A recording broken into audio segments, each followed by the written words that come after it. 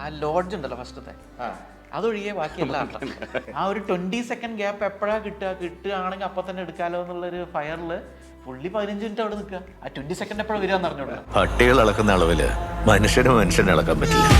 വിനീതനാണ് കുറച്ച് സീനിയർ ആയതുകൊണ്ട് നമ്മളോട് ഇങ്ങനെ പറയും, നെഞ്ചത്തെ ശ്രദ്ധിക്കണേ. ഇതിങ്ങനെ സാധിക്കുന്നു തുടർച്ചയായിട്ട് ഇങ്ങനത്തെ കഥാപാത്രങ്ങൾ എഴുതാൻ വേണ്ടിയിട്ട് ജീവിതത്തിൽ എത്രത്തോളം പ്രശ്നം നടക്കുന്ന ഒരു വ്യക്തിയാണ്. ആക്ച്വലി ഷൂട്ട് ചെയ്യാനേ പറ്റില്ല എന്നുള്ള രീതിയിലുള്ള ഇമ്പോസിബിൾ സിറ്റുവേഷൻ സർക്കംസ്റ്റാൻസിലാണ് ഇതിന്റെ ഷൂട്ടിംഗ് മുന്നോട്ട് കൊണ്ടുവന്നത്. ഞാൻ ഈ സ്ഥലങ്ങളൊന്നും കണ്ടിട്ടില്ല നിലമ്പൂർ. അപ്പോൾ അത് കണ്ടിട്ടില്ലാത്തതുകൊണ്ട് അതിനൊരു ഫാൻസി തോന്നി. ഒന്നും പ്രീ കൺസീവ്ഡ് അല്ല, ഒരു കാര്യം പ്രീ കൺസീവ്ഡ് അല്ല. ചോദ്യം ചോദിക്കുമ്പോൾ അതിന് ഇങ്ങനെ ഒരു മറുപടി കൊടുക്കാന്നുള്ള രീതിയിൽ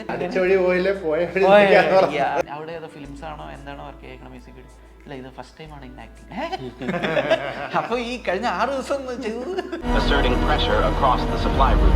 കിഷ്കിന്ധയുടെ ഷൂട്ട് തുടങ്ങുന്നതിന് മുന്നേ ഇത് എഴുതി കഴിഞ്ഞിട്ടുണ്ട്. അതെങ്ങനെയാണ് അത് വന്നത്? എന്തിനാണ് കൊടുത്തതെന്ന് ഓർമ്മയില്ല.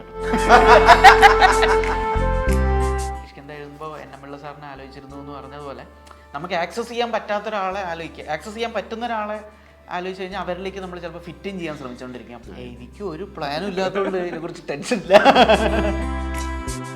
മുന്നോട്ട് പറഞ്ഞൊരു ഡയലോഗ് ഉണ്ട്, കുരിയച്ചനെ തീർക്കാൻ 100 പേരുണ്ടെങ്കിൽ 100 വിധ കാരണങ്ങളും ഉണ്ടാവും. ഞാൻ തിയേറ്ററിൽ ഇറങ്ങിയിട്ട് ആദ്യം ചെയ്ത് എന്റെ മോനെ വിളിക്കുക, വീഡിയോ കോൾ ചെയ്യുക എന്നുള്ളതാണ് ഞാൻ ഫസ്റ്റ് ചെയ്തത്. അത് ഇതും പറയാൻ പറ്റില്ലേ? 70-ാം വയസ്സിൽ ഒരു adventure, let's go for it. ആ ഒരു അഡ്വഞ്ചർ സ്പിരിറ്റിൽ വരുന്നത് ഇതുവരെ ചെയ്തിട്ടില്ലാത്ത കാര്യമാണ്. എനിക്ക് അറിഞ്ഞൂടെ ആക്ടിങ്, പക്ഷെ എന്താ ഒന്ന് ട്രൈ ചെയ്ത് നോക്കാം. ഇത്രയും വയസ്സായില്ല, ഇനി എന്തെങ്കിലും ട്രൈ ചെയ്യാം. They even supply dogs to military and police in India. Welcome. രഞ്ജിത്തും ബാഹുലാണ് കൂടെയുള്ളത്. സ്വാഗതം. Thank you. ഈ എക്കോയെ പറ്റി സംസാരിച്ചു തുടങ്ങുമ്പം നമുക്കിതിൻ്റെ ആർട്ട് ഡിപ്പാർട്ട്മെൻറ്റിനെ പറ്റി ഒന്ന് ചോദിക്കണം. കാരണം മുഴുവനും ഒരു കാട് മല അങ്ങനെ ഒരു ഏരിയയാണ്. അപ്പം ഇതിൻ്റെ ആർട്ടിൻ്റെ സാധ്യതകൾ നമുക്ക് ആ വീടൊക്കെ ആക്ച്വലി സെറ്റാണോ ശരിക്കും? ഇതിൻ്റെ ഒരു ആർട്ടിൻ്റെ സാധ്യതകൾ എന്തൊക്കെയാണ്? നമ്മൾ കണ്ട എന്തൊക്കെയായിരിക്കും ഒരു പക്ഷേ അതിൻ്റെ ആർട്ട്? ഒറ്റ വാക്കിൽ ഡിസ്ക്രിപ്ഷൻ നിങ്ങൾ പറഞ്ഞോ. ആ ലോഡ്ജ് ഉണ്ടല്ലോ ഫസ്റ്റത്തെ, അതൊഴികെ ബാക്കി എല്ലാ ആർട്ടാണ്. അതൊഴികെ ബാക്കി എല്ലാ ആർട്ടാണോ? അതെ. ഓക്കെ. അപ്പോൾ ആർട്ട് ഡിപ്പാർട്ട്മെന്റ് വലിയ ഐഡിയ. അതെ. സജീഷിൻ്റെ ആക്ച്വലി എന്താ, നമുക്ക് അന്നത്തെ ഒരു പീരീഡിൽ ഉള്ള പ്രോപ്പർ ഒരു കൺസ്ട്രക്ഷൻ അല്ലെങ്കിൽ അങ്ങനത്തെ വീടുകൾ കിട്ടാൻ പാടാണ്. ഈവൻ മലയുടെ മുകളിൽ ഒരു വീട് നമ്മൾ വിചാരിച്ച രീതിയിലൊന്നും കൊണ്ടുവരാം, അത് പ്രാക്ടിക്കൽ അല്ലല്ലോ. അപ്പോൾ അത് എന്തായാലും ആ ഡിസൈൻ സജീഷിൻ്റെ ടോട്ടലി ക്രെഡിറ്റ് സജീഷിൻ്റെയാണ്. ലൈക്ക് അയാൾ ഉണ്ടാക്കിയ, നമ്മൾ കുറച്ച് ഡിസ്ക്രിപ്ഷൻ പറഞ്ഞു കൊടുത്തിട്ടുണ്ടായിരുന്നു. ബട്ട് അന്നത്തെ കാലഘട്ടത്തിൽ മീൻസ് ആ ക്യാരക്ടറിൻ്റെ ഒരു കുര്യച്ചൻ്റെ വീട് എന്നുള്ളത് അത് ആ രീതിയിൽ വേണം എന്നുള്ളത് പറഞ്ഞു കൊടുത്തിട്ടുണ്ടായിരുന്നു. നമുക്ക് കൂടുതൽ അതിനെ വലിയൊരു പോർഷനും ആവാൻ പാടില്ല, ഇൻ ബിറ്റ്വീൻ ഒരു ഇൻ്റർമീഡിയറ്റ് ആയിട്ടുള്ള ഒരു കൺസ്ട്രക്ഷൻ സ്റ്റൈലായിരിക്കണം. അപ്പം ഇങ്ങനെയൊരു ടെറൈൻ്റെ മുകളിൽ ഉണ്ടാകുമ്പോൾ എങ്ങനെ ഉണ്ടാവും എന്നുള്ള കാര്യങ്ങളെല്ലാം നമ്മൾ പറഞ്ഞിട്ടുണ്ടായിരുന്നു. അതിൽ നിന്ന് ഉണ്ടാക്കിയ ഒരു ഡിസൈനാണ്. ഇതിൻ്റെ ഒരു മൂഡ് സെറ്റിംഗ് ഒക്കെ എങ്ങനെയാണ് ശരിക്കും പറഞ്ഞാൽ? ഇപ്പം സ്ക്രിപ്റ്റ് കഴിയുന്നു, ഇതൊരു ത്രില്ലറാണെന്ന് വെച്ചാൽ ത്രില്ലറാണെന്ന് പറയാം, അല്ലെങ്കിൽ ഒരു വല്ലാത്തൊരു മൂഡാണ് ഈ സിനിമയ്ക്ക് കൊണ്ടുവരുന്നത്. അപ്പോൾ ഈ ഒരു കിഷ്കിന്ധയുടെ ഒരു മൂഡാണെന്നുണ്ടെങ്കിൽ നമുക്ക് ഭയങ്കരമായിട്ട് നമ്മുടെ ഉള്ളിൽ ഭയങ്കര ഒരു ഭാരം കയറ്റി വെച്ച പോലെയായിരുന്നു ഞാൻ തിയേറ്ററിൽ നിന്ന് ഇറങ്ങിയത്. ഞാൻ തിയേറ്ററിൽ നിന്ന് ഇറങ്ങിയിട്ട് ആദ്യം ചെയ്ത് എൻ്റെ മോനെ വിളിക്കുക, വീഡിയോ കോൾ ചെയ്യുക എന്നുള്ളതാണ് ഞാൻ ഫസ്റ്റ് ചെയ്തത്. കാരണം അതുപോലൊരു ഭാരം കൊണ്ടാണ് ഞാൻ ഇറങ്ങുന്ന പുറത്തേക്ക്. അപ്പം ഇതിൻ്റെ അകത്താണെന്നുണ്ടെങ്കിലും ഒരു മൂഡ് സെറ്റിംഗ് എന്ന് പറഞ്ഞ പരിപാടി അങ്ങനെ സ്ക്രിപ്റ്റ് എഴുതി കേട്ടോ, ഓക്കെ ഇതൊരു കാട് ഏരിയ നടക്കുന്നതാണ്, അപ്പം നമുക്ക് കുറച്ചുകൂടെ ഫാസ്റ്റായിട്ട് വേണമെങ്കിൽ പോവാം, അല്ലെങ്കിൽ ഇതിലും സ്ലോ ആയിട്ട് പോവാം. ഈ ഒരു മൂഡ് സെറ്റിംഗ് ഡിസ്കഷൻ എങ്ങനെയാണ് ശരിക്കും? കാര്യമായിട്ട് അതിൽ വലിയ ഡെലിബറേറ്റ് പ്ലാനിങ്ങുകൾ അതിന് വേണ്ടിയിട്ടൊന്നും ചിലവഴിച്ചിട്ടില്ല. പിന്നെ സ്റ്റോറി നരേറ്റ് ചെയ്യുക എന്നുള്ള, അത് എക്സിക്യൂട്ട് ചെയ്യാനുള്ള കാര്യങ്ങൾ മാത്രമേ നോക്കിയിട്ടുള്ളൂ. ബാക്കിയൊക്കെ വരുന്നിടത്ത് വെച്ച് കാണാമെന്നുള്ള ഇതിൽ ഒത്തിരി പ്ലാൻ ചെയ്യാതിരിക്കലും ഒരു സ്ട്രാറ്റജിയാണ്. ചിലപ്പോൾ നമ്മൾ ആ ഓൾറെഡി പ്രീ കൺസീവ് ചെയ്ത് വെച്ച പ്ലാനിലേക്ക് ഫിറ്റിങ് ചെയ്യാൻ വേണ്ടി കോൺഷ്യസ്ലി ശ്രമിച്ചുകൊണ്ടിരിക്കും. അല്ലെങ്കിൽ നമ്മുടെ മുന്നിൽ വരുന്ന ചിലപ്പോൾ നല്ലൊരു സാധ്യത നമ്മൾ കണ്ടില്ല എന്ന് പോലും വരും. Because you are already searching for something like this എന്നുള്ളൊരു അവയർനെസ് കിടക്കുന്നതുകൊണ്ട് ചിലപ്പോൾ അതിനേക്കാളും നല്ലൊരു സാധനം മുന്നിൽ വന്നു കഴിഞ്ഞാൽ അത് നമ്മൾ കാണാണ്ട് പോകും. അപ്പോൾ അതുകൊണ്ട് കുറച്ചൊന്ന് ക്ലീൻ സ്ലേറ്റ് ആയിട്ട് പോയി കഴിയുമ്പോൾ വിചാരിക്കാത്തൊരു സാധനം ഇങ്ങനെയും ആവാലോ എന്നുള്ളത്, അങ്ങനെ കുറച്ച് ഓപ്പൺനെസ് ഉണ്ട്. പിന്നെ നമ്മൾ നാരേറ്റീവിലുള്ള കാര്യങ്ങൾ കമ്മ്യൂണിക്കേറ്റ് ചെയ്യാൻ ദ ബെസ്റ്റ് പോസിബിൾ വേ എന്താണ്, അതിലേക്കാണ് ബാക്കി വരുന്നിടത്ത് വെച്ച് കാണാം. കിട്ടുന്ന സാധനങ്ങൾ പിടിക്കാം, കിട്ടുന്ന സാധനങ്ങളിൽ വെച്ചുകൊണ്ട് എങ്ങനെ നമുക്കത് അഡാപ്റ്റ് ചെയ്ത് വർക്ക് ചെയ്യാം. ഇപ്പോൾ ഈ ഇതിൽ പറയുന്ന ഇപ്പോൾ ഈ എന്താണ്, ഇപ്പോൾ കോടയോ മഴയോ കാറ്റോ അതൊന്നും ഒരിക്കലും നമുക്ക് പ്രീ പ്ലാൻ ചെയ്ത് കിട്ടില്ല. അപ്പോൾ അത് വരുന്ന സമയത്ത് നമുക്കൊരു ആക്ച്വലി ഷൂട്ട് ചെയ്യാനേ പറ്റില്ല എന്നുള്ള രീതിയിലുള്ള ഇമ്പോസിബിൾ സിറ്റുവേഷൻ സർക്കംസ്റ്റാൻസിലാണ് ഇതിൻ്റെ ഷൂട്ടിംഗ് മുന്നോട്ട് കൊണ്ടുവന്നിരിക്കുന്നത്. അപ്പോൾ അത്രയും ബുദ്ധിമുട്ടായിരുന്നു ആ സമയത്ത്. പിന്നെ അത് ആ സമയത്ത് നമുക്കെന്നാൽ ഇങ്ങനെ എടുത്ത് നോക്കാം, ഇത് ഉപയോഗപ്പെടുത്തി കഴിഞ്ഞാൽ ഇത് സ്ക്രീനിൽ കാണുമല്ലോ എന്നുള്ള രീതിയിൽ അങ്ങനെ ട്രൈ ചെയ്ത് നോക്കിയാണ്. Okay, let's use it to our advantage എന്ന് പറയുന്ന രീതിയിൽ അങ്ങനെ വെച്ച ഫ്രെയിമുകൾ ഉണ്ടല്ലേ ശരിക്കും? പിന്നെ ഉറപ്പായിട്ടും കൂടുതലും സ്പോണ്ടേനിയസ് ആയിട്ട് കുറേ തീരുമാനങ്ങൾ എടുക്കേണ്ടി വന്നിട്ടുണ്ട്. ബിക്കോസ് ഓഫ് ഞങ്ങളുടെ സിറ്റുവേഷൻസ് അങ്ങനെ ആയതുകൊണ്ട് നമുക്ക് അങ്ങനെ ഭയങ്കര ലക്ഷറീസ് ആയിട്ട് നമുക്ക് പോകാൻ പറ്റില്ല. ഒരു സർട്ടൻ ലിമിറ്റിൻ്റെ അകത്ത്, സർട്ടൻ ഗൈഡ് ലൈൻസിൻ്റെ അകത്ത് പ്രൊജക്റ്റ് നിർത്തണം, ഇത്ര ഡേയ്സിനുള്ളിൽ നമുക്ക് തീർത്തേ പറ്റുള്ളൂ.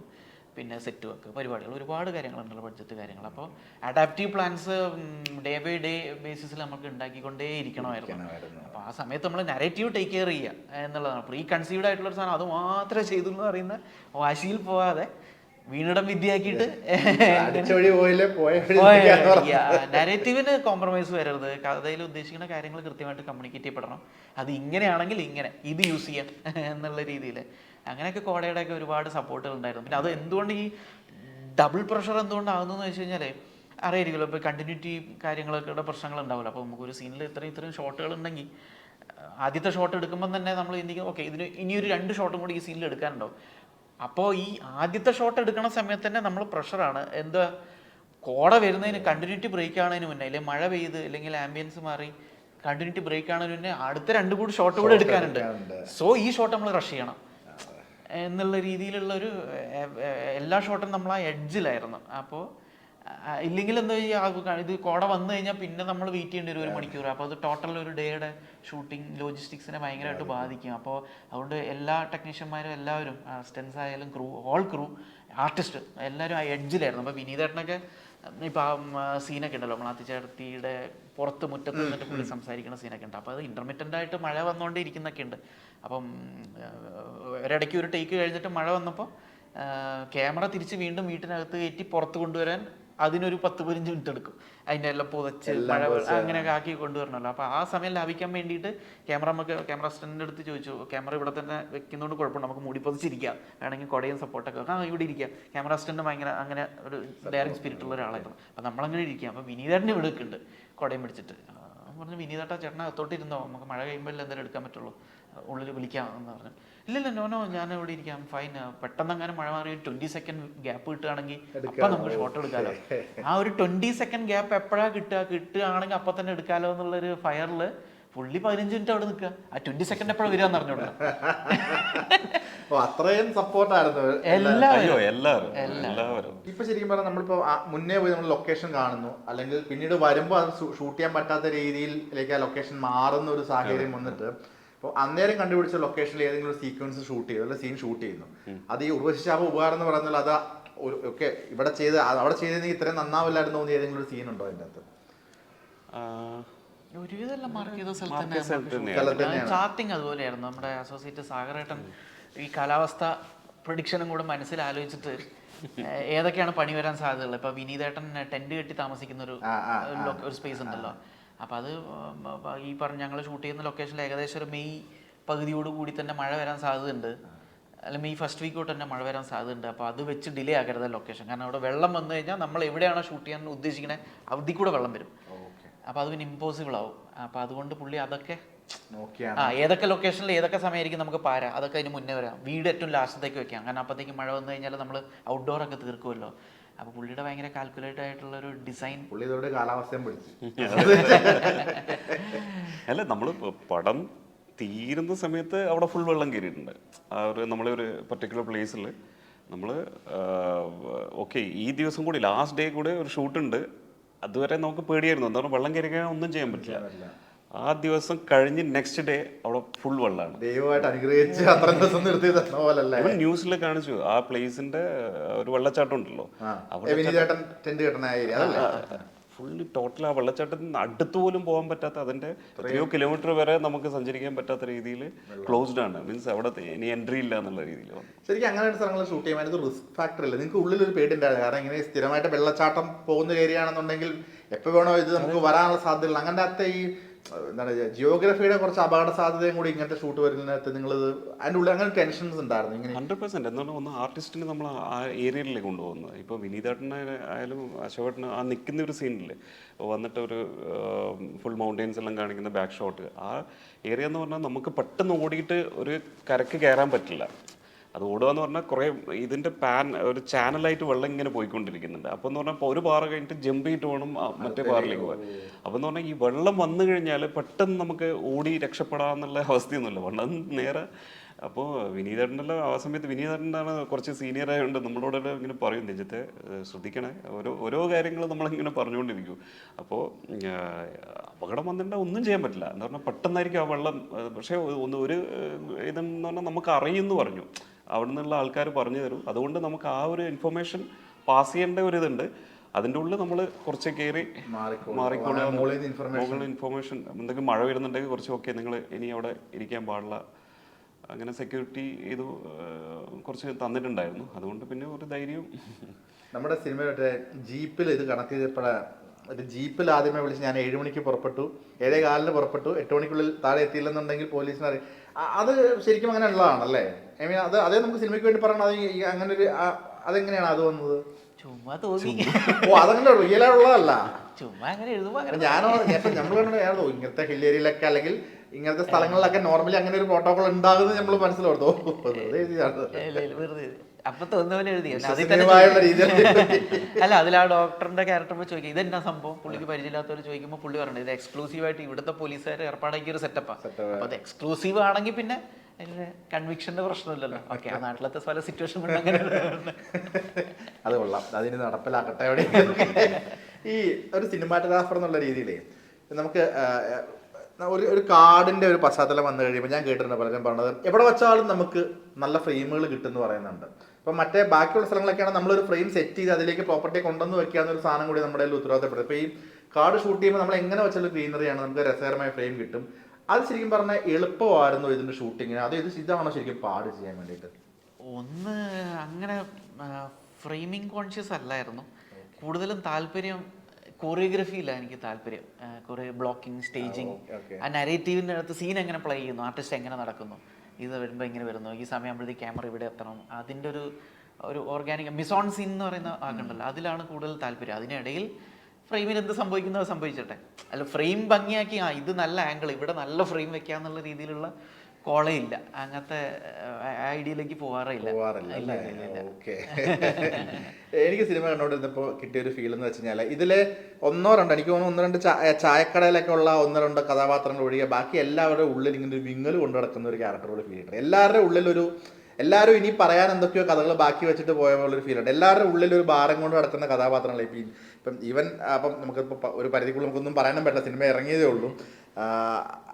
ഇത് എഴുതുന്ന സമയത്ത് തന്നെ ഇപ്പം കിഷ്കിന്താണ്ടാണെന്നുണ്ടെങ്കിലും കാണുന്നവൻ്റെ ഉള്ളിലൊരു വിങ്ങലും കൊണ്ടാണ് കാണുന്ന ആൾക്കാർ, അതിൻ്റെ അകത്തെ കഥാപാത്രങ്ങൾക്ക് എല്ലാവർക്കും ഉള്ളിൽ ഭാരം കൊണ്ട് നടക്കുന്ന ഇതെങ്ങനെ സാധിക്കുന്നു തുടർച്ചയായിട്ട് ഇങ്ങനത്തെ കഥാപാത്രങ്ങൾ എഴുതാൻ വേണ്ടിയിട്ട്?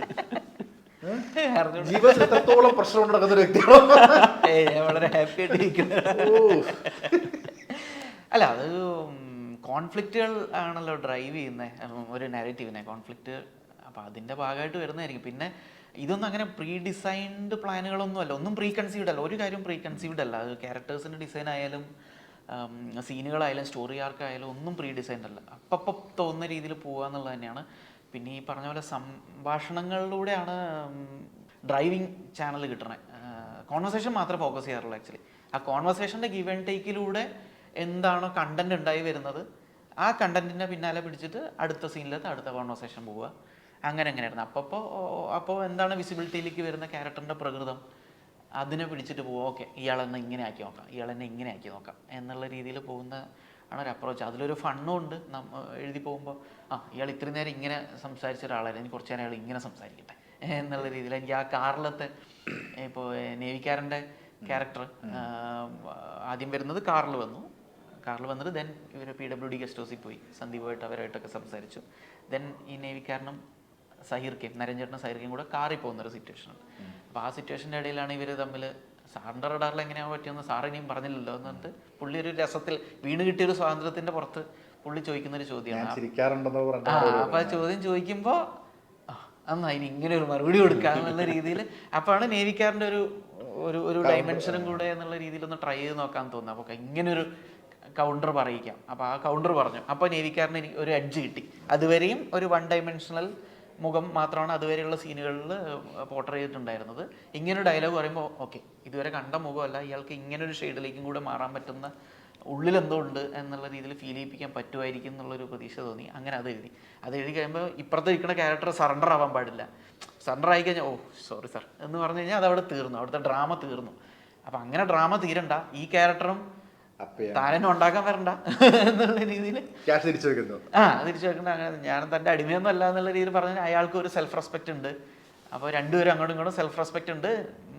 മൈൻഡ് ലൈൻസ് ഇൻ ബിറ്റ്വീൻ എന്ന രീതിയിൽ രണ്ടുപേരും സ്ട്രോങ് ആയിട്ട് നിൽക്കുന്ന ആൾക്കാരാണെങ്കിൽ അവിടുത്തെ ആ ഡുവോയുടെ ഒരു 3 ഡയമെൻഷണൽ മിസോൺ സീൻ അവിടെയും വർക്കാവുമെന്ന് തോന്നി. അങ്ങനെയൊക്കെ ട്രൈ ചെയ്ത് നോക്കണേ. ഈ എനിക്ക് തോന്നുന്നു ഇത് കണ്ടിറങ്ങിയവരുടെ മനസ്സിൽ 1-2 കൺഫ്യൂഷൻസ് ഉള്ളത് പർപ്പസ്ഫുള്ളി പല കാര്യങ്ങളും സ്പൂൺ ഫീഡിങ് വേണ്ടെന്ന് തോന്നിയിട്ട് തീരുമാനിച്ചിട്ടുണ്ടാണ്. കാരണം പലരുടെയും റീസൺസ് തൊടാതെ പറഞ്ഞു പോകുന്നത്. എന്നാൽ ക്ലിയർ ആയിട്ട് ഒരു റീസൺ വൈ കുര്യച്ചൻ എന്നൊരു റീസൺ ഒരിടത്തും പക്ക ക്ലിയർ ആയിട്ട് പറഞ്ഞു പോകുന്നില്ല. മറ്റേ നമ്മളുടെ ഹീറോയിനായിട്ട് അഭിനയിച്ച അവരുടെ ഫ്ലാഷ് ബാക്കിൽ മാത്രമാണ് പ്രോപ്പറായിട്ട് നമുക്ക് റീസൺ പറയാനുള്ളൂ. ബാക്കിയുള്ളവർക്കൊക്കെ ഉണ്ട്, എന്തോ ഒരു സാധനം ഉണ്ടെന്നുള്ളതിനപ്പുറം ഇന്നതാണ് ഇന്നയാളുടെ റീസൺ, ഇപ്പം നരേൻ്റെ റീസൺ ഇന്നതാണ്, മറ്റേ ആളുടെ റീസൺ ഇന്നതാണ്, ഇതൊന്നും പറയുന്നില്ല. അത് പർപ്പസ്ഫുള്ളി സ്പൂൺ ഫീഡിങ്. കാരണം ഇതിൻ്റെ അകത്ത് ഇപ്പം നമ്മൾ മെജോറിറ്റി നല്ലത് പറയുമ്പോഴും ബാക്കിയുള്ളവർ 1-2 കൺഫ്യൂഷൻസ് ഉണ്ട്. മറ്റേ ആ എൻഡിലേക്ക് വരുമ്പോഴാണെന്നുണ്ടെങ്കിലും ആ ഒരു കഥാപാത്രം കത്തിയെടുക്കുന്നു. അപ്പോൾ അതിൻ്റെ ബാക്ക്ഗ്രൗണ്ട് കുറച്ച് കൺഫ്യൂഷൻസ് ഇടുന്നുണ്ട്. പർപ്പസ്ഫുള്ളി സ്പൂൺ ഫീഡിങ് വേണ്ടെന്ന് വെച്ചിട്ട് തന്നെയാണോ? അതെ ഉറപ്പായിട്ടും. അതൊന്ന് നാരോ ഡൗൺ ചെയ്യണ്ട നമുക്കങ്ങനെ. അതല്ല നമ്മുടെ പ്ലോട്ട്. ഓരോരുത്തരുടെയും ഇൻറ്റൻഷൻസും കാര്യങ്ങളും അല്ല പ്ലോട്ട്. അപ്പോൾ ഇതിൽ ബിനുവേട്ടൻ പറയുന്നൊരു ഡയലോഗുണ്ട്, കുര്യച്ചനെ തീർക്കാൻ 100 പേരുണ്ടെങ്കിൽ 100 വിധ കാരണങ്ങളുണ്ട്. സോ ആ ഒരു സ്പെക്ട്രം അതേപോലെ മെയിൻറ്റെയിൻ ചെയ്യണമെന്നുണ്ട്. നമ്മൾ ഈവൻ 1-2 എങ്കിലും കൃത്യമായിട്ട് മെൻഷൻ ചെയ്ത് കഴിഞ്ഞാൽ അത് നാരോ ഡൗൺ ആയിപ്പോൾ. All focus on that 1 or 2 reasons എന്നുള്ള രീതിയിലാണ്. ഇതിപ്പോൾ ഇതിപ്പോൾ ഒരു ബ്രോഡ് സ്പെക്ട്രം ഉണ്ട്. അപ്പോൾ പലരിടത്തും പല രീതിയിലുള്ള ഇടപാടുകളായിരിക്കും കാര്യങ്ങളൊക്കെ. എന്നിട്ട് അയാൾ ഓൺ സ്ക്രീൻ വരുന്ന സമയത്ത് ഇതുമായിട്ടൊന്നും യാതൊരു ബന്ധമില്ലാത്ത അയാളുടെ വേറൊരു പെർസോണ ഇമേജ് കാണിക്കുക. മലേഷ്യൻ സീക്വൻസിൽ വരുന്ന സമയത്ത് അയാളുടെ വേറൊരു മുഖം ഇതുമായിട്ട് കോൺട്രാസ്റ്റിംഗ് ആയിരിക്കുന്ന മുഖം. അപ്പോൾ എന്ന് വെച്ചാൽ ആ ക്യാരക്ടറിന് കുറച്ചും കൂടി ഒരു എനിഗ്മാറ്റിക് ചാമോ അല്ലെങ്കിൽ ഒരു 3 ഡയമെൻഷണൽ ഫീച്ചർ കുറച്ചുകൂടെ കിട്ടും എന്നുള്ളൊരു ആഗ്രഹം. അല്ലെങ്കിൽ അങ്ങനെ കൺവേ ചെയ്യണം എന്നുള്ള ആഗ്രഹം കേട്ടോ. കിട്ടും എന്നുള്ളത് നമുക്ക് പറയാൻ പറ്റില്ല. എന്നാൽ അങ്ങനെ വേണം പോർട്രേ ചെയ്ത് പോകാൻ എന്നുള്ളതൊരു ഡെലിബറേറ്റ് പ്ലാൻ ഉണ്ടായിരുന്നു. പിന്നെ ultimately plot is in between Kuriachan, മാത്തിച്ചേടത്തി, പിയൂസ് അവരുടെ ഇടയിലാണ്.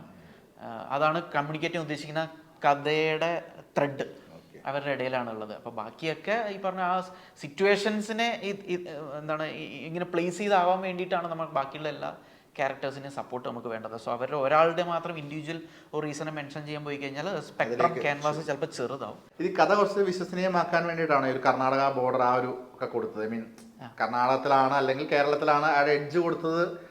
അത് കുറച്ചുകൂടി വിശ്വസനീയമാക്കാൻ വേണ്ടിയിട്ടാണ്. ഇത് ഇങ്ങനെ ഒരു സ്ഥലമുണ്ട്, അല്ല ഇത്രയും മലകൾ ഇങ്ങനെ നിൽക്കുന്നു. എന്തിനാണ് കൊടുത്തതെന്ന് ഓർമ്മയില്ല കേട്ടോ. അതറിയാണ്ട് എഴുതി പോയതാണെന്ന് തോന്നുന്നു. അത് എഴുതി പോകുമ്പോൾ എന്തുവായിരുന്നു, ലോഡ്ജായിരുന്നല്ലോ ആദ്യത്തെ സീൻ. എന്നാൽ തോവാൾപ്പെട്ടി എന്ന് പറഞ്ഞൊരു സ്ഥലം, അതൊരു ഇമാജിനറി പ്ലേസ്. അപ്പോൾ ആ പേര് എഴുതി കഴിഞ്ഞപ്പോൾ ഓക്കെ. ഞാൻ കണ്ണൂരാണ്, പയ്യന്നൂരാണ് എൻ്റെ വീട്.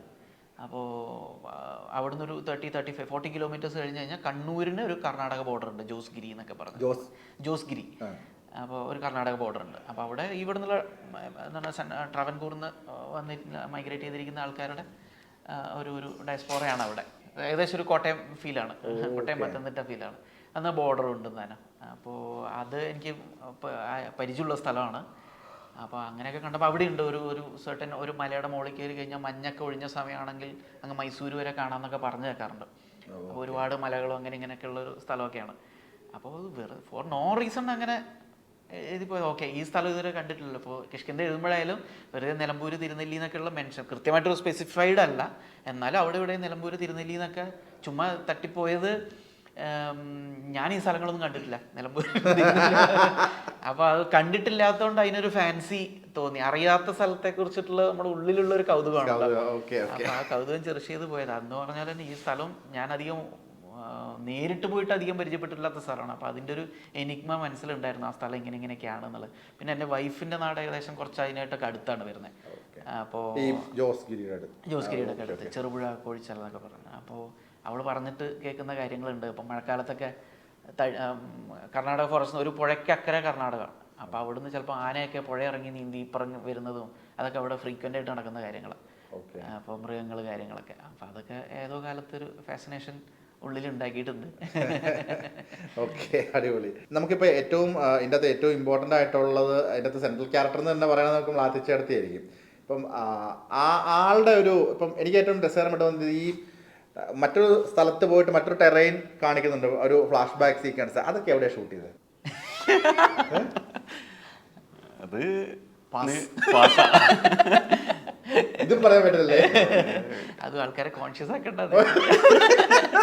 ആ ക്വസ്റ്റ്യൻ നമുക്ക് പാസ് ചെയ്ത് കഴിഞ്ഞാൽ ആ ഒരു ക്യാരക്ടറിനെ കണ്ടുപിടിച്ചത് എവിടെ നിന്നാണ്? അതിന്റെ 2 കാലഘട്ടം കാണിക്കുന്നുണ്ട്, ഈ 2 പേരെയും കണ്ടുപിടിച്ചത്. ഇതിൽ മ്ലാത്തി എന്ന് പറഞ്ഞ ക്യാരക്ടർ മേഘാലയ എന്നാണ് നമ്മൾ ഓഡീഷൻ ചെയ്തിട്ടെടുത്തതാണ്. നമ്മൾ ഇതിൻ്റെ പ്രൊഡ്യൂസർ നമ്മൾ ജയറാമിൻ്റെ ഫ്രണ്ട് ഒരു ജിതിൻ എന്ന് പറഞ്ഞൊരു മിലിറ്ററി കേണലുണ്ട്. അപ്പോൾ മൂപ്പരുടെ സഹായത്തോടുകൂടി അല്ല അതിന് മുന്നേ ഇതിൻ്റെ ക്യാരക്ടർ കിട്ടിയതിൻ്റെ കാര്യം പറയാം. അപ്പോൾ ഇതിൽ ആക്ച്വലി ക്രിസ്റ്റോ ടോമില്ലേ നമ്മുടെ ഡയറക്ടർ ഉള്ളൊഴുക്കുണ്ട്. അപ്പം മൂപ്പരോട് ഞാൻ ഇങ്ങനെ ചോദിച്ചപ്പോഴാണ് മൂപ്പര് കൊൽക്കത്ത ഫിലിം ഇൻസ്റ്റിറ്റ്യൂട്ട് പഠിച്ചത്. അപ്പോൾ അങ്ങനെ മൂപ്പരോട് ചോദിച്ചു ഇങ്ങനെ ഏതെങ്കിലും ക്യാരക്ടേഴ്സ് ഉണ്ടോ, നമുക്ക് ഇങ്ങനെ ഒരു ചൈനീസ് അല്ലെങ്കിൽ മലേഷ്യൻ ലുക്ക് ലൈക്ക് ഒരു ക്യാരക്ടറിന് വേണമെന്ന് പറഞ്ഞപ്പോൾ മൂപ്പര് ഏതോ ഒരു ഷോർട്ട് ഫിലിം ഒരു ഫ്രണ്ട് ചെയ്ത ഷോർട്ട് ഫിലിമിലുള്ള ഒരു ക്യാരക്ടറാണ് ഈ നമ്മുടെ മ്ലാത്തി എന്ന് പറഞ്ഞ ക്യാരക്ടർ. അപ്പോൾ അവരുടെ ഫോട്ടോ കാണിച്ചു ആ ഷോർട്ട് ഫിലിമിലുള്ള. അത് കണ്ടപ്പോൾ തന്നെ ഞാൻ ബാഹുലിനോട് ഇത് കാണിച്ചു. നമുക്ക് കാണുമ്പോൾ തന്നെ നമുക്ക് നമ്മുടെ ക്യാരക്ടറായിട്ട് ഇത് തന്നെയാണ് നമ്മളെ ക്യാരക്ടർ എന്താണ് ഇതുപോലെ ഇരിക്കണം എന്നുള്ള ഒരു തോന്നലുണ്ടായി. അത് ബാഹുലിന് കണ്ടപ്പോൾ ബാഹുൽ ഇത് തന്നെയാണ് മ്ലാത്തി എന്ന് പറഞ്ഞു. അപ്പോൾ അതിനുശേഷം നമ്മളൊരു ഓഡീഷന് വേണ്ടിയിട്ട് നമ്മൾ അവിടെ നാഗാലാൻഡിൽ പോയിട്ട് കുറേ ഒരു 10-15 പേര് ഓഡീഷൻ ചെയ്തു. എന്ന് പറഞ്ഞാൽ നമുക്ക് ഇവരുടെ പെർഫോമൻസ് ഇതുവരെ പ്രസന്റ്. അപ്പോൾ നമ്മൾ അവിടെ പോയി ഓഡീഷൻ ചെയ്തത് അവിടെയുള്ള പ്രശ്നം എന്ന് പറഞ്ഞാൽ ഒന്ന് നാഗാലാൻഡിൽ മാത്രമാണ് ഇംഗ്ലീഷ് അവരുടെ ലാംഗ്വേജാണ്. ബാക്കിയുള്ള അതിൻ്റെ നാഗാലാൻഡ് അതായത് നമ്മുടെ മണിപ്പൂർ അല്ലെങ്കിൽ മേഘാലയ ഇവിടെയൊന്നും പറഞ്ഞാൽ ഇംഗ്ലീഷും അറിയില്ല, ഹിന്ദിയും അത്ര അവർക്ക് പരിചയമില്ല, ഓൺലി ദർ ലാംഗ്വേജ്. അപ്പോൾ അവർ ആ ലാംഗ്വേജിൽ മാത്രമേ കമ്മ്യൂണിക്കേറ്റ് ചെയ്യാൻ പറ്റുള്ളൂ. അപ്പോൾ അവരുടെ മകനായിട്ട് വന്നിട്ട് വേണം നമ്മളുമായിട്ട് ട്രാൻസ്ലേറ്റ് ചെയ്യാനായിട്ട്. അപ്പോൾ അങ്ങനെ നല്ല ആർട്ടിസ്റ്റ് ഉണ്ടായിരുന്നു. പക്ഷേ നമുക്ക് ചില സീക്വൻസ് എല്ലാം കൊടുത്ത് കഴിയുമ്പോൾ നമ്മൾ ആ പയ്യനോട് പറയേണ്ടി വരും, ഓക്കെ ഇതാണ് സീക്വൻസ്, ഇങ്ങനെ വേണം ഈ ഡയലോഗ് എന്ന്. അപ്പോൾ അവരുടെ ലാംഗ്വേജ് അങ്ങോട്ട് കമ്മ്യൂണിക്കേറ്റ് ചെയ്യും. ഇങ്ങനെയായിരുന്നു കുറേ പേര്. അപ്പോൾ നല്ല ആർട്ടിസ്റ്റാണ് എല്ലാവരും, ഒരുവിധം നല്ല ആർട്ടിസ്റ്റ് ഉണ്ടായിരുന്നു. അപ്പോൾ ഇവരെല്ലാം നമുക്ക് റിജക്റ്റ് ചെയ്യേണ്ടി വന്നു. ലാസ്റ്റ് ഈ ക്യാരക്ടറിലേക്ക് ലാസ്റ്റാണ് നമ്മൾ കണ്ടത്. അവർ നമ്മൾക്ക് പെർഫോമൻസ് ഇതുവരെയായിട്ട് കാണാത്തതുകൊണ്ട് നമ്മൾ അവരെയും ഓഡിഷൻ ചെയ്തപ്പം തന്നെ നമുക്ക് അവരുടെ ചെറിയ ന്യൂവൻസ് ആയിട്ടുള്ള ചെറിയ ഇമോഷൻസ് എല്ലാം നമുക്ക് പെട്ടെന്ന് തന്നെ കണക്ട് ചെയ്യാൻ പറ്റി. അപ്പം തന്നെ നമ്മൾ കൺഫേം ചെയ്ത് ഓക്കെ ഇതാണ്. അങ്ങനെയാണ് മ്ലാത്തിയിലേക്ക് വന്നത്. അതേപോലെ നമ്മുടെ മലേഷ്യൻ സീക്വൻസ് എന്ന് പറഞ്ഞാൽ അത് മലേഷ്യയിലെ ആർട്ടിസ്റ്റ് തന്നെയാണ്. ആർട്ടിസ്റ്റിനെ നമ്മൾ ഓഡീഷൻ ചെയ്തിട്ട് കുറേ പേര് നമുക്ക് വീഡിയോ കോളിലൂടെ ഓഡീഷൻ ചെയ്തു. അങ്ങനെ എടുത്ത ആൾക്കാരാണ് ഇതെല്ലാം.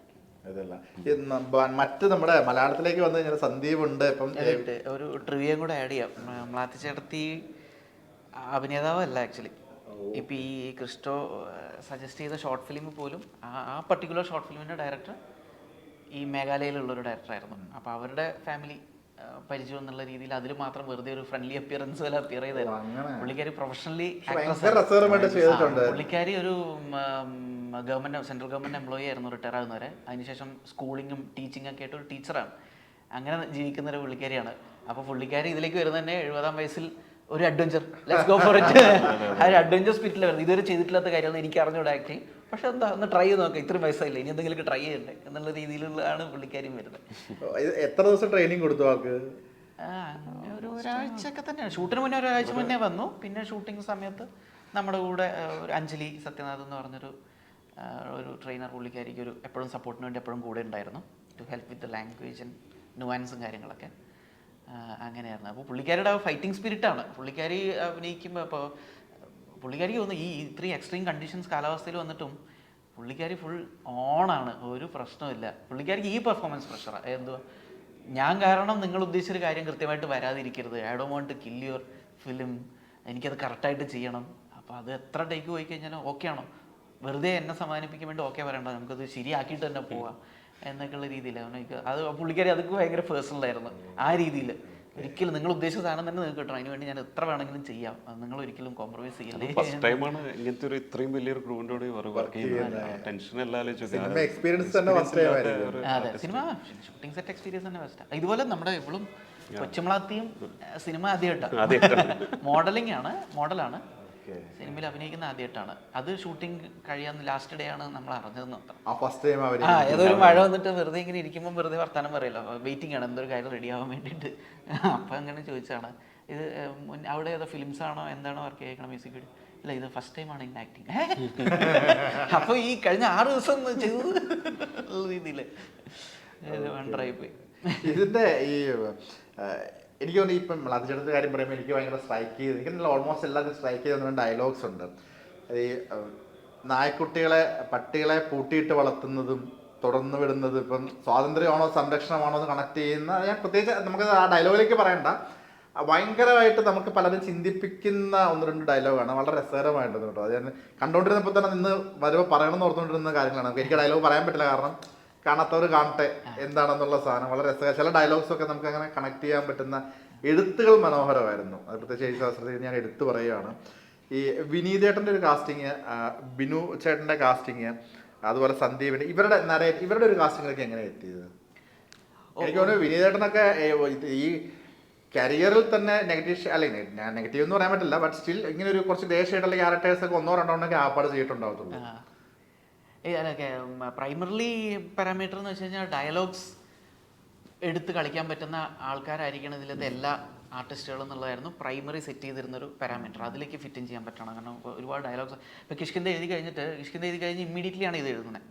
ഷൂട്ടിംഗ് അല്ല പറഞ്ഞാൽ കിഷ്കിന്തയുടെ ഷൂട്ടിനൊക്കെ മുന്നേ. അപ്പോൾ കിഷ്കിന്ത എല്ലാവരും ഇതിന്റെ സ്ക്രിപ്റ്റും റെഡിയായിരുന്നു. കിഷ്കിന്തയുടെ ഷൂട്ട് തുടങ്ങുന്നതിന് മുന്നേ ഇത് എഴുതി കഴിഞ്ഞിട്ടുണ്ടായിരുന്നു. അപ്പോൾ അതിൻ്റെ ഷൂട്ട് തുടങ്ങാനുള്ള ഒരു ഡിലേ വന്നപ്പോൾ സമയത്താണ് ഇത് എഴുതിയത്. അപ്പോൾ കിഷ്കിന്ത എഴുതി ഒരു 2-3 മാസത്തിനുള്ളിലാണ് ഇതിലേക്ക് എഴുത്തിലേക്ക് കിടക്കണം. അപ്പോൾ കിഷ്കിന്തയിൽ എല്ലാവരും കുറച്ച് റെസിലിയൻ്റ് ആയിട്ടുള്ള ക്യാരക്ടേഴ്സാണ്. അതിലത്തെ സബ്ജക്റ്റ് അങ്ങനെ ആയതുകൊണ്ട് ആൾക്കാർക്ക് അങ്ങനെ തുറന്ന് എക്സ്പ്രസ് ചെയ്യാൻ പറ്റുന്ന സാഹചര്യത്തിലല്ല അതിലത്തെ കഥാപാത്രങ്ങൾ ജീവിക്കുന്നത്. എല്ലാവരും കുറച്ച് റിസർവ്ഡ് ആണ്. അപ്പോൾ അത് കഴിഞ്ഞിട്ട് ഇത് വരുമ്പോൾ ഇതിലത്തെ ക്യാരക്ടേഴ്സ് ഇതിൽ കുറച്ചും കൂടെ എക്സ്പ്രസീവ് ആവണം, കുറച്ചും കൂടെ ഫ്ലംബോയൻ്റ് ആയ കൊള്ളാം, വാചകസർത്ത് നടക്കണം എന്നൊക്കെ ഉള്ളത് ഒരു ആഗ്രഹം, ഒരു ഫണ്ടിന് വേണ്ടിയിട്ട്. സിനിമയാക്കാൻ പറ്റുമോ എന്നുള്ളത് അപ്പോഴും പ്ലാനൊന്നുമില്ലല്ലോ, കിഷ്കിന്ത പോലും ആയിട്ടില്ലല്ലോ. അപ്പോൾ പക്ഷേ ഒരു എൻഗേജ്മെൻറ്റിന് വേണ്ടിയിട്ടാണ്. അപ്പോൾ അത് അങ്ങനെയൊക്കെ ആയി വന്നപ്പോൾ ഈ ഡയലോഗ്സ് പ്രസൻറ്റേഷനിൽ ആരായിരിക്കും കറക്റ്റ് എന്നുള്ള രീതിയിൽ ആയിരുന്നു അന്വേഷണങ്ങൾ.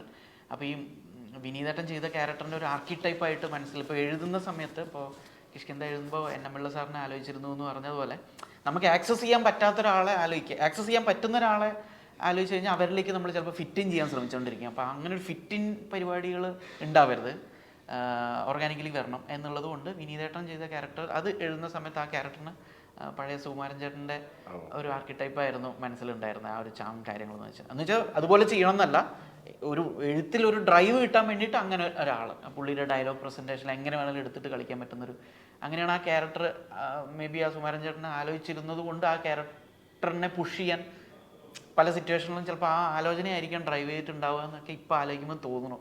ചിലപ്പോൾ വേറൊരാളെ മനസ്സിലാലോചിച്ചിരുന്നെങ്കിൽ വേറൊരു മീറ്ററിലായിപ്പോയത്. അപ്പോൾ എന്നുള്ള രീതിയിൽ അപ്പോൾ അതിനി ഒറിജിനൽ ഡെറിവേഷൻ കൊടുക്കാൻ പറ്റുന്ന ഒരാൾ വേണം. അത് വിചാരിച്ച് എഴുതി. പക്ഷേ ഇതൊന്നും വിനീതേട്ടൻ്റെ അടുത്ത് നമ്മൾ പറഞ്ഞിട്ടേ ഇല്ല ഇങ്ങനെയാണ് ആലോചിച്ചിരുന്നത് നമ്മൾ. കാരണം അത് പുള്ളിയുടെ മനസ്സിലേക്ക് അത് ഫീഡ് ചെയ്യാൻ പാടില്ല. നമുക്കൊരു ഒറിജിനൽ ഡെറിവേഷനാണ് അതിന് വേണ്ടത്. പുള്ളിയുടെ ഒരു ഒറിജിനൽ ഇൻ്റർപ്രിട്ടേഷൻ കോൺട്രിബ്യൂഷനും വരണം. അപ്പോൾ ഇതൊന്നും പറഞ്ഞിട്ടില്ല. ഇപ്പോൾ ഈ പോസ്റ്റ് റിലീസ് പ്രീ റിലീസ് ഇൻ്റർവ്യൂയുടെ ഒക്കെ സമയത്താണ് അതൊക്കെ ആദ്യമായിട്ട് പുറത്തേക്ക് പറയുന്നത് തന്നെ. അത് കാരണം പുള്ളിയുടെ ഒരു ഒറിജിനൽ എക്സ്പ്രഷൻ നമുക്ക് കിട്ടുകയും ചെയ്തു. പുള്ളിയുടെ ആയിട്ടുള്ള ഒരു ഒറിജിനൽ ചാം ഡയലോഗ്സ് ഒക്കെ എടുത്ത് പറയാനുള്ള ഒരു രീതി.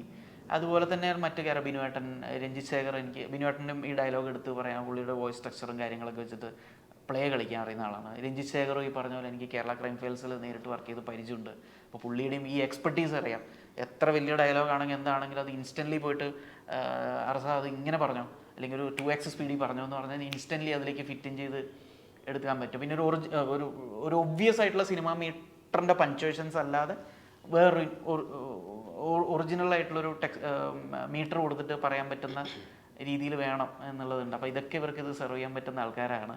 അപ്പോൾ ആ ഡയലോഗ് പരിപാടികളായിരുന്നു കൂടുതലും ഡ്രൈവിങ്. ഇതിൻ്റെ അകത്ത് സന്ദീപിൻ്റെ ഒരു എൻട്രി എങ്ങനെയായിരുന്നു ശരിക്കും? സന്ദീപിൻ്റെ എൻട്രി ഈ പറഞ്ഞ എഴുത്തൊക്കെ കഴിഞ്ഞിരിക്കുന്ന സമയത്ത് അന്താക്ഷരി എന്നെ കണ്ടപ്പോൾ തോന്നി അന്താക്ഷരിയിലത്തെ ഈ ആക്ടർ ചെയ്ത് കഴിഞ്ഞാൽ നമ്മുടെ ക്യാരക്ടറിന് കറക്റ്റ് ആണോ അന്ന് ആലോചിച്ചാണ് അന്നാണ് ഫീൽ തോന്നിയത്. പക്ഷെ അപ്പോൾ അത് എത്രത്തോളം മെറ്റീരിയലൈസ് ചെയ്യാൻ പറ്റുന്ന അറിഞ്ഞൂടാ. ഇതും ഒക്കെ കിഷ്കിന്ത ഷൂട്ട് തുടങ്ങുന്നതിന് മുന്നുള്ള കാര്യം പറയണേ. അപ്പോൾ ഒരു പടം പോലും ആയിട്ടില്ല. അപ്പോൾ ഇതൊക്കെ നടക്കൂല എന്നുള്ള അറിഞ്ഞൂടാ. പക്ഷെ ആ സമയത്ത് നമ്മൾ അത് ആലോചിക്കുന്നില്ല. ഈ കഥയിലെ ഈ ക്യാരക്ടറിന് ഈവൻ ശരീരഭാഷ കൊണ്ടും അവൻ്റെ പെർഫോമൻസിലെ ന്യൂവാൻസ് കൊണ്ടും ഭയങ്കര ന്യൂവാൻസാണ് അതിലത്തെ അന്താക്ഷരി അവൻ ചെയ്ത ക്യാരക്ടർ. അത്രയും പ്രായം കുറഞ്ഞ ഒരാൾ പുതിയൊരാൾ താരതമ്യേന വന്നിട്ട് അത്രയും കൺട്രോളോടുകൂടി രണ്ടാമത്തെ പടം കണ്ടാന്ന് തോന്നുന്നു. അതെ അതെ അതെ അതെ. അപ്പോൾ അത് ചെയ്യുന്നുണ്ടെങ്കിൽ നല്ലൊരു ക്രാഫ്റ്റ് പുള്ളിയുടെ ഉള്ളിൽ ഒരു വിഷനും ഉള്ളതുകൊണ്ടായിരിക്കുമല്ലോ, ഒരു സെൽഫായിട്ട് ചിന്തിച്ച് പ്രോസസ്സ് ചെയ്യാൻ പറ്റുന്ന ഒരാളുടെ ഒരു കൺവിക്ഷനും കാര്യങ്ങളും അതിൽ ഫീൽ ചെയ്തു. അപ്പോൾ ആരായ കൊള്ളാമെന്നുള്ള രീതിയിൽ തോന്നി, കറക്റ്റ് ആണല്ലോ എന്നുള്ളത്. പിന്നെ നോക്കാം, പ്രൊജക്റ്റായി വരുമ്പോൾ നമുക്കത് എങ്ങനെ പ്രാക്ടിക്കലി ചെയ്യാൻ. എനിക്ക് അതിനൊക്കെ താങ്ക്സ് പറയേണ്ടത് ഡയറക്ടർ വിപിൻ ദാസിനടുത്താണ്. കാരണം പുള്ളി ഫസ്റ്റ് പ്ലേസിൽ അങ്ങനെ ഒരു ചോയ്സ്, പുള്ളിയുടെ വിഷനാണ് ആക്ച്വലി അടിപൊളി. പുള്ളി സന്ദീപിനെ അങ്ങനെ പ്ലേസ് ചെയ്തിരുന്നല്ലോ അന്താക്ഷരിയിൽ, അത് കാരണമാണ് നമുക്കത് കാണാൻ പറ്റിയത്. അപ്പോൾ അങ്ങനെയാണ് ഇതിലേക്ക് കോൺട്രിബ്യൂട്ട് ആയത്, താങ്ക്സ് ടു വിപിൻ ദാസ്. പിന്നെ നമ്മൾ കിഷ്കിന്ത ഒന്ന് ലാൻഡായി കഴിഞ്ഞപ്പോൾ നമുക്ക് അങ്ങനെ രീതിയിൽ പ്രൊജക്റ്റ് മുന്നോട്ട് കൊണ്ടുപോകാൻ എന്നുള്ള രീതിയിലുള്ളൊരു പുറത്തുനിന്നുള്ള സപ്പോർട്ടുകളും കുറച്ചുകൂടെ വന്നു. നമ്മുടെ ആഗ്രഹങ്ങൾ മാത്രമല്ല, ഒരു ബിസിനസ് പോയിന്റ് ഓഫ് വ്യൂ എന്നുള്ള സപ്പോർട്ടുകളും കൂടെ നല്ല രീതിയിൽ വന്നു. ബൈ തന്നെ സന്ദീപിന് നല്ലൊരു ഇംപ്രഷൻ, ലൈക്കബിലിറ്റി നന്നായിട്ട് ക്രിയേറ്റ് ആയി വന്നിട്ടുണ്ടായിരുന്നു. ഫാലിമിയൊക്കെ ഇറങ്ങി, ലൈനപ്പുകളായാലും ഇത് രണ്ടും ആലപ്പുഴയും കാര്യം പടക്കളമൊക്കെ ഇറങ്ങുന്നതിന് മുന്നേ തന്നെ നമ്മൾ ഇത് തുടങ്ങിയായിരുന്നു. പക്ഷെ അത് ലൈനപ്പിലുണ്ടല്ലോ എന്നുള്ള രീതിയിൽ. അപ്പോൾ അതാണ്. ഓക്കെ, കിഷ്കിന്ധാകാന്ഡം വരുന്നു, കേരള ക്രൈം ഫയൽസ്, പിന്നെ ഇപ്പോൾ എക്കോ വരുന്നു. ഇതിന് 3 ആനിമൽ ട്രയോളജി എന്ന് പറഞ്ഞ ഒരു പാറ്റേണെ പിടിച്ചേക്കുന്നത്. അപ്പം ഇതിന് ശേഷം വരുന്ന ഒരു സിനിമ, ഇപ്പം from the makers of Kishkindha Kandam എന്ന് പറയുന്ന ആ ഒരു വേർഡ് തന്നെ മതി ഇപ്പം ആളുകൾക്ക്. കിഷ്കിന്ധാകാന്ഡം ചെയ്തവരുടെയാണ്, അത് വെറുതെ ഒന്നും ആയിരിക്കില്ല എന്നുള്ള രീതിയിൽ കാണാൻ വേണ്ടി ആ ഒരു ഇത് സംഭവം മതി. ഇപ്പം അടുത്തൊരു പിക്ചർ വന്നു കഴിയുമ്പോൾ നിങ്ങൾ നേരിടുന്ന ഏറ്റവും വലിയ വെല്ലുവിളി എന്തായിരിക്കും? നിങ്ങൾ ചെയ്യുമ്പോൾ ആൾക്കാരിങ്ങനെ ഇവരുടെ ഈ ഒരു മൂഡായിരിക്കും സാധനം. അങ്ങനെ ഇപ്പം അതിൻ്റെ ഒരു എക്സാമ്പിൾ പറഞ്ഞാൽ ജിത്തു ജോസഫ്, അദ്ദേഹത്തിൻ്റെ ത്രില്ലർ സിനിമകൾ വന്നിരുന്ന സമയത്താണ് ലൈഫ് ഓഫ് ജോസൂട്ടി വരുന്നത്. അദ്ദേഹത്തിന് അതിൻ്റെ പോസ്റ്ററിൽ എഴുതേണ്ടി വരുന്നത് ഒരു സസ്പെൻസ് ഇല്ല, ട്വിസ്റ്റ് ഇല്ല, സാധാരണ സിനിമയാണെന്ന് എല്ലാ പോസ്റ്ററുകളിലും വലിയ അക്ഷരത്തിൽ അദ്ദേഹത്തിന് ഒരു കോട്ട എഴുതി വെക്കേണ്ടി വന്നിട്ടുണ്ടായിരുന്നു. അങ്ങനെ സിറ്റുവേഷൻ വന്നു, ആളുകൾ ഇത് പ്രതീക്ഷിച്ച് വരരുതെന്നുള്ള രീതിയിൽ. അപ്പം നിങ്ങൾ 2 സിനിമകളും കണ്ട ആൾക്കാർക്ക് ഈ ഒരു ഇമോഷണലി ഉള്ള ഒരു ത്രില്ലർ മൂഡിലുള്ള സാധനം തന്നെ അടുത്ത പ്രതീക്ഷിക്കുന്നുള്ള ഒരു പേടിയുണ്ട്. എന്താണ് ഈ വെല്ലുവിളി? എനിക്ക് ഒരു പ്ലാനും ഇല്ലാത്തതുകൊണ്ട് ഇതിനെ കുറിച്ച് ടെൻഷൻ ഇല്ല. യാതൊരു പ്ലാനും ആംബിഷൻസ് ഒന്നും ഇല്ല, അതുകൊണ്ട് ആലോചിച്ചിട്ടില്ല. അല്ല, ഒരു ടാഗ് വരണം എന്നുള്ള രീതിയിലുള്ള ഒരു മൈൻഡ് എനിക്കും ഇല്ല. എന്ന് പറഞ്ഞിട്ട് ഇങ്ങനെ ഈ ഒരു ജോണറിലേ നമ്മൾ ചെയ്യുള്ളൂ, അല്ലെങ്കിൽ ഇങ്ങനെ ചെയ്യുള്ളൂ എന്നുള്ള, അതെപ്പോഴും ബ്രേക്ക് ചെയ്യണം എന്നുള്ള ആഗ്രഹമേ ഉള്ളൂ. നെക്സ്റ്റ് ഒരു ചില ദിവസം വേറെ ഒരു നല്ലൊരു കോമഡി പടമോ അല്ലെങ്കിൽ ആക്ഷൻ പടമോ കിട്ടിക്കഴിഞ്ഞാൽ ഓക്കെ, നമ്മൾ ചെയ്യും, അത്ര തന്നെ. അടുത്ത എന്തായിരിക്കും ലാൻഡ് ചെയ്യാന്ന് എന്തെങ്കിലും പ്ലാൻ ഉണ്ടോ? അടുത്തൊരു ഇല്ല, ഒരു പ്ലാനും ആയിട്ടില്ല ആക്ച്വലി. ഇനി തുടങ്ങണം. ഓക്കെ, കാണാൻ ആകെ ഇഷ്ടമുള്ള സിനിമകൾ ഏതൊക്കെ ഉണ്ട്? കാണാനാ എല്ലാ പടങ്ങളും കാണും. പ്രത്യേകിച്ച് അങ്ങനെയല്ല, എല്ലാ പടങ്ങളും. 2 സിനിമകളും ഈ ഒരു മൂടായോണ്ട് ചോദിച്ചാൽ കാണുന്ന സിനിമകൾ എന്തായിരിക്കും? അങ്ങനെയല്ലോ, എല്ലാം ജനറൽ. ഇപ്പം ഞാൻ കക്ഷി അമ്മിപ്പിള്ള ചെയ്ത ആളാണ്. എനിക്ക് അന്ന് ഞാൻ ആ രീതിയിൽ എനിക്ക് അങ്ങനെയുള്ള പടമാണ്, ഒരു എൻ്റർടൈൻമെൻറ്റ് മൂഡിലായിരുന്നു. പക്ഷേ എനിക്ക് ചില സമയം തോന്നാറുണ്ട്, നമ്മൾ ഈ ഇങ്ങനെയുള്ള ഭയങ്കര ഇൻറ്റൻസ് ട്രോമ ഇതിൽ നിന്നെല്ലാം കുറച്ചൊന്ന് മാറിയെല്ലാം ഇരിക്കണം എന്നുള്ള തോന്നാറുണ്ട്. എന്താ പറഞ്ഞാൽ നമ്മൾ ഭയങ്കര ടെൻസ്ഡ് ആവും. എന്താ പറഞ്ഞാൽ ഈ ഒരു ക്യാരക്ടറിലെല്ലാം നമ്മൾ ഉള്ളിൽ കയറിയിട്ട് നമ്മൾ ആ ഒരു മൂഡിൽ തന്നെയായിരിക്കും നമ്മൾ സഞ്ചരിച്ചുകൊണ്ടിരിക്കുന്നത്. അപ്പോൾ അതിൽ നിന്നെല്ലാം കുറച്ചൊന്ന് മാറണം എന്നുള്ള ആഗ്രഹമുണ്ട്. പക്ഷെ വരുന്നതെല്ലാം ആൾക്കാർ വിട്ട് ആൾക്കാർ പറയണത് ഈ ക്യാമറമാരൊക്കെ എഴുതാൻ തുടങ്ങി കഴിഞ്ഞാൽ എഴുത്തുകാരുടെ അവസ്ഥ എന്താവും? ശരിക്കും എഴുത്തായിരുന്നു ആഗ്രഹം. ശരിക്കും എന്തായിരുന്നു സിനിമയുടെ ഒരു പാഷൻ? എന്തായിരുന്നു? സിനിമാറ്റോഗ്രാഫി ആയിരുന്നോ, എഴുത്തായിരുന്നോ, അതെയോ അൾട്ടിമേറ്റ് സിനിമയിൽ നിൽക്കുക എന്നുള്ളതായിരുന്നു? സിനിമാറ്റോഗ്രാഫി അല്ലായിരുന്നു എന്തായാലും. സിനിമാറ്റോഗ്രാഫി ലേറ്റർ ജീവിച്ചു പോകാൻ വേണ്ടി ഒരു തൊഴിൽ എന്നുള്ള രീതിയിലാണ് ആലോചിച്ചത്. എഴുത്ത്, ഡയറക്ഷൻ അങ്ങനത്തൊക്കെ ആയിരുന്നു ആഗ്രഹം സിനിമയിലേക്ക് വരാൻ വേണ്ടിയിട്ട്. വിഷ്വൽ കമ്മ്യൂണിക്കേഷൻ ഒക്കെ പഠിക്കാൻ പോണ സമയത്ത് അതായിരുന്നു ആഗ്രഹം, എഴുത്ത്. പിന്നെ ഒരു 3rd ഇയർ ഒക്കെ ആയ സമയത്ത് നമുക്ക് ഓക്കെ, അതൊക്കെ സെൽഫ് എംപ്ലോയ്മെൻ്റ് ആണ്, അത് ഓക്കെ ഏതെങ്കിലും ഒരു കാലത്ത് ചെയ്യാം. അപ്പം അതിന് മുന്നേ നമുക്കൊരു കൈത്തൊഴിൽ ആരെങ്കിലും തൊഴിലിന് വിളിച്ചു കഴിഞ്ഞാൽ നമുക്കതൊരു ജോലിയാവുമല്ലോ, ജീവിച്ചു പോകും കൂടെ വേണമല്ലോ. അപ്പം ബാക്കി സ്വപ്നങ്ങളൊക്കെ പയ്യെ പിന്നെ നോക്കാം. തൽക്കാലം ജീവിച്ചു പോകാനുള്ള ഒരു മാർഗ്ഗം ഉണ്ടാക്കുക എന്നുള്ള രീതിയിലൊരു ഡിഗ്രി 3rd ഇയർ ഒക്കെ എത്തുമ്പോഴാണ്, 2nd ഇയർ എത്തുമ്പോഴാണ് അതിലേക്കൊരു ഡിഗ്രി 3rd ഇയർ എത്തുമ്പോഴാണ് സിനിമാറ്റോഗ്രാഫിയിലേക്ക് പോകാമെന്നുള്ള രീതിയിലൊരു കോൾ എടുക്കണം. പിന്നെ അപ്പോൾ ഷോർട്ട് ഫിലിംസും ഫ്രീലാൻസ് ആയിട്ട് അങ്ങനെയൊക്കെ ചെയ്തു വന്നു. പിന്നെ ഇഷ്ടമാണ്, പക്ഷെ എന്തായാലും അത് ഇപ്പം തൽക്കാലം വേണ്ട. അല്ലെങ്കിൽ അതെ അതിനെക്കുറിച്ച് ആലോചിക്കുന്നില്ല. ക്യാമറ തൊഴിലിൽ നിന്നൊരു പാരയാവാൻ പാടില്ല. ഇതാകുമ്പോൾ നമുക്ക് വിളിച്ചു കഴിഞ്ഞാൽ നമുക്ക് വർക്കുണ്ട്, മറ്റേത് നമ്മൾ. ശരിയാണ്. ഈ സിനിമയിൽ ഏറ്റവും കൂടുതൽ എനിക്ക് തോന്നുന്നു നായ്ക്കൾ അഭിനയിച്ചേക്കുന്ന അതെല്ലാം ഒറിജിനൽ തന്നെയാണോ, അല്ലെങ്കിൽ അപ്പൊ അതിന്റെ ഒരു ട്രെയിനിങ് അത് നമ്മൾ പറഞ്ഞിടത്ത് ചിലപ്പോൾ പട്ടി നിൽക്കണമെന്നില്ലല്ലോ. എത്ര അതെത്തോളം അഭിനയിക്കാൻ അറിയില്ലല്ലോ. എനിക്കറിയില്ല അതൊക്കെ. അതെങ്ങനെയാണ് അതിനുവേണ്ടി തന്നെ നിങ്ങൾ എത്ര ദിവസം ഒരു ഷൂട്ടിന് വേണ്ടി മാറ്റി വെച്ചിട്ടുണ്ടാവും? എക്സ്ട്രാ പോകാൻ സാധ്യതയുണ്ടോ? നിങ്ങൾ ഒരു കാൽക്കുലേഷൻ ഉണ്ടല്ലോ. അല്ല, നല്ല ടൈം എടുത്തു. എന്ന് പറഞ്ഞാൽ നമ്മൾ അങ്ങനെ വിചാരിക്കുന്നത് ജിജേഷിൻ്റെയാണ് അത് ക്രെഡിറ്റ് പോകുന്നത്. ജിജേഷ് എന്ന് പറഞ്ഞാൽ ഡോഗ് ട്രെയിനറാണ്. അപ്പം മൂപ്പരുടെ ഒരു ടെക്നിക്സ് ഉണ്ട്. പക്ഷേ ഇതിന് നമ്മൾ ആദ്യം നമുക്ക് അങ്ങനത്തെ ഒരു പെർട്ടിക്കുലർ സ്പെസിഫൈ ചെയ്തിട്ടുള്ള ഒരു നായിനെ വേണം എന്നുള്ളത് കിട്ടിയിട്ടില്ലായിരുന്നു. ഒരു ടൈം കഴിഞ്ഞപ്പോഴാണ് ഓക്കെ ഇങ്ങനെ ഒരു നായിനുണ്ട്, ഈ ഒരു പാറ്റേൺ ഓഫ് ബ്രീഡ് നമുക്ക് കറക്റ്റായിട്ട് ആപ്റ്റ് ആവും എന്നുള്ള മനസ്സിലാക്കിയിട്ട് അതിനെ തേടിയുള്ള ഒരു യാത്രയുണ്ടായിരുന്നു. നമ്മൾ ജിജേഷും നമ്മളും എല്ലാമായിട്ട് അങ്ങനെ ഒരു യാത്ര. അതിൽ നിന്ന് എടുത്ത നായ്ക്കളാണ് ഇതിലുള്ളത്. ഒരു 9ഓളം നായ്ക്കളെ നമ്മൾ ട്രെയിൻ ചെയ്തു. അപ്പോൾ ട്രെയിനിങ് ടൈമിങ് നമുക്ക് കുറവായിരുന്നു. എന്ന് പറഞ്ഞാൽ ഈ ഒരു സെർച്ചിൽ നമുക്ക് ഷൂട്ടിൻ്റെ ടൈമും എല്ലാം ക്രഞ്ചായിട്ട് ആകെ കിട്ടിയത് എനിക്ക് വന്ന് ഒരു 1 മന്തിൻ്റെ ഉള്ളിലുള്ള ടൈമായിരുന്നു. ആ 1 മന്തിൻ്റെ ഉള്ളിൽ ട്രെയിൻ ചെയ്തതാണ് ഈ നായ്ക്കൾ. നായ്ക്കളെ അത് ജിജേഷിൻ്റെ ഒരു ഭയങ്കര ടാലൻ്റ് തന്നെയാണെന്ന് പറയാം. മൂപ്പർക്ക് കറക്റ്റായിട്ട് അതിനെ എന്തെല്ലാം ചെയ്യേണ്ടത്, ആ കുരക്കുന്നതെല്ലാം ഭയങ്കര അഗ്രസീവ് മൂവ്മെൻറ്റ്സ് എല്ലാമാണ് നമുക്ക് വേണ്ടത്, മെയിൻ വേണ്ടത്. അതെല്ലാം എങ്ങനെ കിട്ടുമെന്നുള്ളത്. എന്തുകൊണ്ട് നാടൻ നായ്ക്കൾ അങ്ങനെ പ്രോപ്പർലി ട്രെയിൻ ചെയ്യാൻ പറ്റാത്ത ഇതാണ്. അപ്പോൾ ഇയാൾക്ക് പലതരത്തിൽ അതിൻ്റെ ടെക്നിക്സ് അറിയാം. അപ്പോൾ അങ്ങനെ ചെയ്തെടുത്തതാണ്. മൂപ്പരെയാണ് full credits goes to Jijesh. പുള്ളി എല്ലാം ഉണ്ട് കേട്ടോ. ഡോഗ്, കാറ്റ്സ്, ബേർഡ്സ് എല്ലാം ഉണ്ട്. കാക്കയുണ്ട്. കാക്കയെല്ലാം ഉണ്ട്. പുള്ളി കേരള ക്രൈം ഫയൽസിലും പുള്ളിയായിരുന്നു ചെയ്തത്. ചെയ്തത്. ഓക്കെ, നമുക്ക് ഒരുപാട് ചോദ്യങ്ങൾ ഇനിയും ബാക്കിയുണ്ട്. സമയക്കുറവ് മൂലം മറ്റൊരവസരത്തിൽ നമുക്ക് വീണ്ടും ഇരിക്കാം. All the very best. Thank you. Thank you.